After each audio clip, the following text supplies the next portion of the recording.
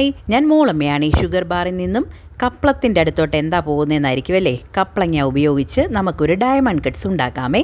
അതിനായിട്ട് ഞാൻ കപ്ലങ്ങ പറിക്കാൻ പോയതാണ്. ഒരു കപ്ലങ്ങ എടുത്തിട്ടുണ്ട്. അതിനെ കഴുകി വൃത്തിയാക്കി ചെറിയ കഷ്ണങ്ങളാക്കി കുക്കറിലേക്ക് ഇടാം.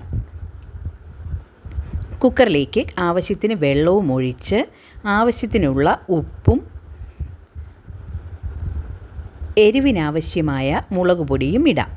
എന്നിട്ട് അടച്ചു വെച്ച് 2 സ്റ്റീം വരുന്നത് വരെ വേവിച്ചെടുക്കാവുന്നതാണ്.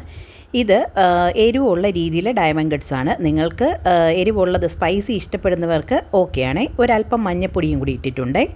ദേ വേവിച്ച് വന്നപ്പോൾ ഈ പരുവത്തിലാണ്, നന്നായി ഉടഞ്ഞ് വെന്തിട്ടുണ്ട്. അത് മതി. ഇനിയും നമുക്ക് ആ വെള്ളം ആവശ്യമില്ല, അത് മാറ്റി വയ്ക്കാം. ഇനിയും കപ്ലങ്ങ മാത്രമായിട്ട് മിക്സിയുടെ ജാറിലേക്കിട്ട് നല്ല പേസ്റ്റ് പരുവത്തിൽ അരച്ചെടുക്കാവുന്നതാണ്.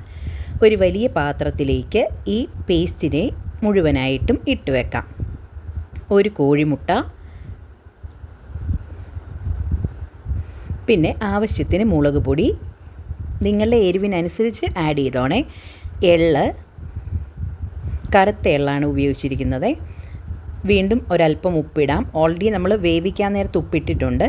പിന്നെ ആഡ് ചെയ്യുന്നതാണ് കസൂരി മേത്തി. ഇവിടെ പിള്ളേർക്ക് അതിൻ്റെ ഫ്ലേവർ ഭയങ്കര ഇഷ്ടമാണ്. അതും കൂടി ഇട്ട് നന്നായി കൈ ഉപയോഗിച്ച് മിക്സ് ചെയ്യാവുന്നതാണ്. ഇനിയും മൈദയാണ് ആഡ് ചെയ്യുന്നത്. കുറേശ്ശെ മൈദ ആഡ് ചെയ്ത് നല്ല സോഫ്റ്റായിട്ട്, അതായത് ചപ്പാത്തി പരുവത്തിലേക്ക് ഇതിനെ കുഴച്ചെടുക്കാവുന്നതാണ്. ഇടയ്ക്ക് വെച്ച് 2 ടീസ്പൂൺ ഗീയും കൂടെ ആഡ് ചെയ്യുന്നുണ്ട്. അതിൻ്റെ ടേസ്റ്റ് ഒന്ന് എൻഹാൻസ് ചെയ്യാനായിട്ടാണ്.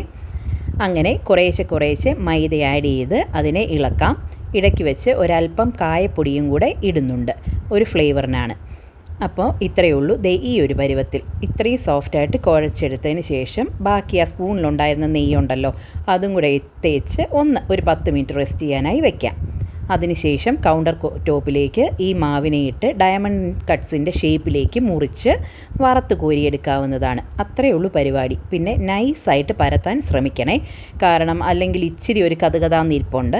അപ്പം നൈസായിട്ട് പരത്തി വറുത്തെടുത്താൽ നല്ല ക്രിസ്പി ആയിട്ടുള്ള ഡയമണ്ട് കട്ട്സ് തയ്യാറാവും. അത്രയേ ഉള്ളൂ. പിന്നെയുണ്ടല്ലോ, ഞാനിടുന്ന വീഡിയോസൊക്കെ ഇഷ്ടമാകുന്നുണ്ടെങ്കിൽ ലൈക്ക് ചെയ്യാനും ഷെയർ ചെയ്യാനും സബ്സ്ക്രൈബ് ചെയ്യാനും മറക്കരുതേ.